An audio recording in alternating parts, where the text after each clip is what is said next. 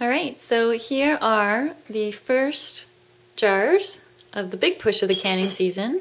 So yesterday I was very busy and I did some dill pickles, as you can see. I also did some chili sauce, and that's my Nana's chili sauce recipe. Actually, it's her mother's.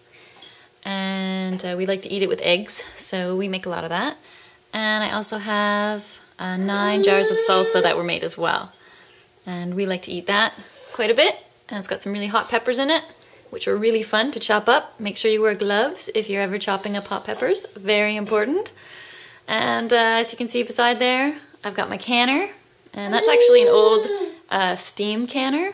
And some people say you shouldn't use those anymore. The jury's still out. My mum and I love it, so it actually shares between us and goes back and forth. We found it at a garage sale. And another thing you'll probably notice is that I have no rings on my jars. I don't store my jars with their rings. And that's really important because otherwise they can start rusting. And I don't like to have rusty rings on all my jars. And then I don't need lots of rings either. I can just buy lids. So it's really handy. And you can probably hear someone over there having their lunch. Hi, Clara. Camera shy. All right, so that's it for today.